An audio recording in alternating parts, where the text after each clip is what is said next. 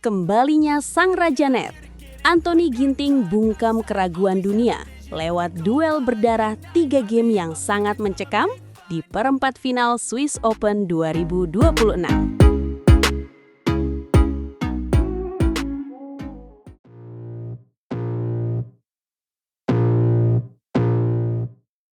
Selamat malam pecinta bulu tangkis, kita baru saja menyaksikan momen menggetarkan di arena St. Jacobs Hall, Basel. Duel ini panggung pembuktian bagi sang juara yang sempat terpuruk. Wah, bener banget tuh. Suasana di sana tadi malam terasa sangat berbeda. Lampu-lampu terang menyinari lapangan, sementara ribuan pasang mata tertuju ke satu titik. Duel hidup mati antara Anthony Sinisuka Ginting melawan penantang muda dari India, Tarun Manepali yang datang dengan penuh kejutan besar. Ini bukan pertandingan biasa buat Ginting. Kita tahu perjalanannya belakangan ini nggak mudah. Diganggu cedera berkepanjangan dan performa naik turun. Sampai banyak yang ngeraguin apa dia masih bisa bersaing di level tertinggi. Tapi di Swiss Open ini, dia buktiin kalau dia belum habis dan masih berapi-api. Dan yang ngeri, si Manepali ini datang tanpa beban sama sekali. Pemain muda India itu berani kasih perlawanan sengit sejak awal servis dilakukan. Pas shuttlecock pertama dipukul, intensitasnya langsung gila. Dua-duanya tampil agresif banget, kayak nggak mau kasih nafas sedikit pun buat lawannya untuk berkembang. Di game pertama, ketegangannya udah kerasa sejak poin awal. Manepali pinter banget baca celah pertahanan. Smash kerasnya berkali-kali maksa Ginting mundur sampai ke garis belakang. Tapi Ginting bukan pemain yang gampang goyah kalau udah nemu ritme permainan net andalannya yang sangat tipis dan mematikan itu. Ginting pakai langkah kaki cepat andalannya dan kontrol net halus buat imbangi serangan Manepali. Rally-rally panjang pun tercipta. Bola melayang cepat dari satu sudut ke sudut lain yang menguras fisik. Rasanya capek banget cuma ngelihat mereka lari-larian tanpa henti demi 1 poin yang sangat berharga. Setiap poin berasa mahal banget harganya. Manepali sempat unggul tipis di pertengahan game pertama lewat smash tajam deckhand yang bikin penonton berdecak kagum. Tapi disinilah pengalaman Ginting bicara. Dia pinter ngerubah tempo permainan secara mendadak untuk mengecoh konsentrasi lawan yang masih sangat muda. Aku perhatiin, dia sesekali nambah kecepatan rally pakai drive datar kencang, terus tiba-tiba pelanin bola pakai drop shot lembut di depan net. Strategi itu perlahan ngerusak ritme mainnya Manepali yang tadinya dapat momentum bagus. Skor terus merangkak sangat ketat sampai angka 19 sama. Pas angka 19 sama, satu stadion mendadak hening seketika. Setiap pukulan rasanya nentuin hidup dan mati mereka di turnamen ini. Di momen krusial itu, mental juara Ginting kelihatan jelas. Dia kirim smash keras yang maksa lawan angkat bola tanggung, terus langsung disambar pakai kill shot mematikan. Game pertama akhirnya ditutup lewat rally panjang yang berakhir manis dengan drop shot tipis.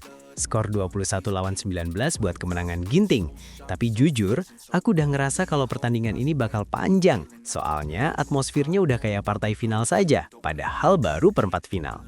Masuk game kedua, Manepali seolah nggak mau nyerah gitu saja. Pemain India itu langsung naikin intensitas serangannya berkali-kali lipat. Smashnya makin tajam dan pergerakannya di lapangan kelihatan jauh lebih percaya diri dibanding game pertama tadi, yang mungkin dia masih agak sedikit ragu-ragu. Dia kayak udah mulai bisa baca pola mainnya Ginting dengan sangat baik ya. Beberapa kali dia berhasil motong rally lewat serangan mendadak yang gak keduga. Ginting sempat nyoba buat pertahanin kontrol permainannya, tapi tekanan dari Manepali emang luar biasa banget di game kedua ini sampai pertahanan kita goyah. Papan skor mulai berpihak ke wakil India yang makin beringas. Sorakan penonton makin keras pas rally panjang berakhir dengan smash silang Manepali yang nggak bisa dijangkau sama sekali sama Ginting. Momentum pertandingan kerasa banget mulai bergeser ke pihak lawan yang dapat dukungan penuh dari pendukungnya. Walaupun ketinggalan, Ginting tetap usaha keras buat ngejar ketertinggalan ya. Dia coba percepat tempo lagi pakai permainan net agresif sama drive-drive cepat yang membelah lapangan. Beberapa kali dia emang berhasil deketin skornya. Tapi sayangnya, jarak poin yang udah terlanjur kebuka lebar bikin dia kesulitan nutup celah. Di poin-poin akhir game kedua, Manepali nunjukin keberanian luar biasa buat menyerang terus. Dia tutup game itu pakai smash keras sisi forehand yang nggak bisa dibalikin Ginting. Skor 19-21 buat Manepali, dan pertandingan pun harus dilanjutin ke babak rubber game yang menegangkan. Rubber game selalu jadi panggung ujian mental yang paling berat ya buat pemain. Siapa yang lebih tenang dan fokus, dialah yang bakal keluar jadi pemenang sejati. Dan untungnya, di game penentuan ini Anthony Sinisuka Ginting benar-benar nunjukin kelas dunianya yang sebenarnya sebagai pemain elit papan atas. Sejak awal game ketiga, Ginting main jauh lebih disiplin dan rapi dalam penempatan bola. Footworknya kelihatan lebih ringan, terus kontrol pukulannya juga makin presisi. Setiap serangan maut dari Manepali selalu dibalas sama pertahanan yang solid banget, bikin rallynya jadi makin panjang dan melelahkan buat pemain India itu. Keren banget pas Ginting sampai harus jatuh bangun buat nyelamatin shuttlecock, tapi bolanya tetap bisa balik akurat.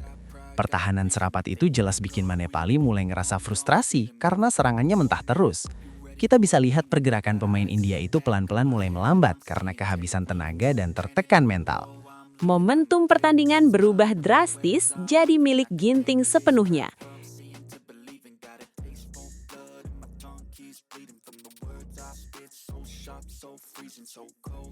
Satu tiket semifinal Swiss Open 2026 sudah di tangan. Namun duel saudara yang menegangkan justru baru saja dimulai di Basel.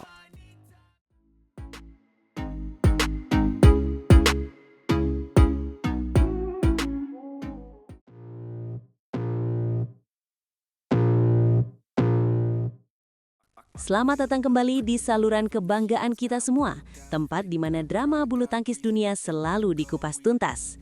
Hari ini, kabar luar biasa datang langsung dari St. Jakobshalle, Basel, Swiss. Benar sekali, atmosfer di Swiss benar-benar membara pagi ini waktu Indonesia Barat. Pasangan ganda campuran kita, Amri Syahnawi dan Nita Violina Marwah, baru saja memastikan diri melaju ke babak 8 besar dengan cara yang sangat heroik. Pertandingan mereka melawan wakil Taiwan, Chen Chengkuan dan Ha Qinhui benar-benar menguras emosi. Bayangkan saja, Amri dan Nita yang datang sebagai unggulan ke-8 harus bertarung habis-habisan lewat drama 3 game yang sangat ketat. Skor akhirnya adalah 21-19, 15-21, dan 21-17. Kemenangan ini membuktikan betapa kuatnya mentalitas pemain pelatnas Cipayung saat menghadapi tekanan di poin-poin kritis. Dan yang paling menarik, kemenangan ini secara otomatis menciptakan perang saudara di babak semifinal nanti. Karena di sisi lain, pasangan Adnan Maulana dan Indah Cahya Sari Jamil juga tampil menggila di perempat final. Betul, Adnan dan Indah berhasil menumbangkan wakil Taiwan lainnya, Yang Po-Suan dan Hu Lingfang, hanya dalam 2 game langsung dengan skor 21-16 dan 21-19. Ini adalah sinyal bahaya bagi lawan-lawan di turnamen ini. Jadi, 1 tiket final sudah pasti milik Indonesia di sektor ganda campuran. Namun pertanyaannya, siapakah yang akan lebih unggul? Pengalaman Amri dan Nita, ataukah momentum luar biasa dari Adnan dan Indah? Jangan lupakan juga kejutan besar di sektor tunggal putra. Alwi Farhan, pemain muda kita yang berada di peringkat 14 dunia, juga berhasil menembus babak 8 besar setelah melewati laga yang sangat dramatis melawan Jason Teh dari Singapura. Alwi Farhan benar-benar menunjukkan kelasnya sebagai unggulan ke-6. Meskipun dia terus tertinggal sepanjang pertandingan, dia mampu membalikan keadaan di saat-saat terakhir untuk menang dengan skor 21-17 dan 22-20. Itu benar-benar mental juara. Selanjutnya, Alwi akan berhadapan dengan Jason Gunawan dari Hong Kong. Ini bukan lawan sembarangan, karena Jason baru saja memulangkan pemain andalan India, Kiran George, lewat pertarungan 3 game yang sangat melelahkan. Swiss Open 2026 ini benar-benar menjadi panggung pembuktian bagi skuad merah putih. Dari ganda campuran hingga tunggal putra, semuanya menunjukkan grafik permainan yang meningkat tajam menjelang turnamen-turnamen besar berikutnya. Saya sangat terkesan dengan ketenangan Amri Syahnawi di depan net tadi pagi. Dia berkali-kali memotong bola-bola sulit dari Chen Chengkuan yang membuat pasangan Taiwan itu tampak frustasi dan melakukan banyak kesalahan sendiri di game penentuan. Nita Violina juga tampil sangat solid di lini belakang. Smash-smash kerasnya seringkali gagal dikembalikan dengan sempurna oleh Ha Qinhui. Kerjasama mereka benar-benar sudah mencapai level yang sangat matang untuk level Super 300. Sementara itu, Adnan Maulana dan Indah Cahyasari Jamil juga menunjukkan rotasi yang sangat cair. Indah yang sangat berani di depan net, memberikan ruang bagi Adnan untuk mengeksekusi serangan dari garis belakang dengan sangat efisien. Kita harus memberikan apresiasi setinggi-tingginya kepada tim pelatih di Cipayung. Strategi mereka untuk menurunkan banyak pemain muda di Swiss Open kali ini terbukti membuahkan hasil yang sangat manis bagi prestasi bulu tangkis Indonesia di kancah internasional. Mari kita bicara soal Alwi Farhan lagi. Kemampuannya untuk tetap tenang saat tertinggal jauh di game kedua melawan Jason Teh adalah sesuatu yang jarang dimiliki pemain seusianya. Dia seolah-olah sudah memiliki jam terbang yang sangat tinggi. Dan sekarang, fokus kita akan terbagi antara duel maut Amri melawan Adnan dan perjuangan Alwi menghadapi tantangan dari Hong Kong. Ini adalah hari Jumat yang penuh berkah bagi para pecinta bulu tangkis di tanah air.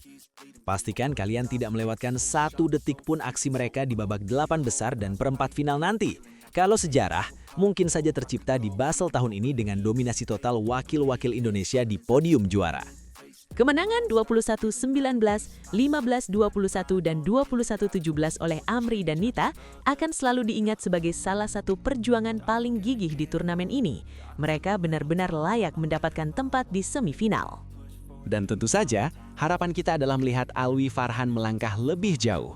Jika dia bisa mengalahkan Jason Gunawan, maka peluang untuk meraih gelar juara tunggal putra di Swiss Open 2026 akan terbuka sangat lebar bagi Indonesia.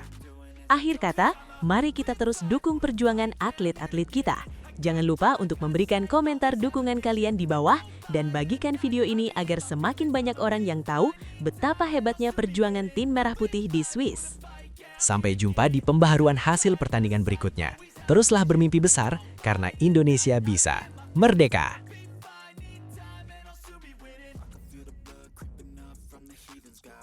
Got pride, got reason. If they wanna go eat, then you know I'm gon' feed 'em.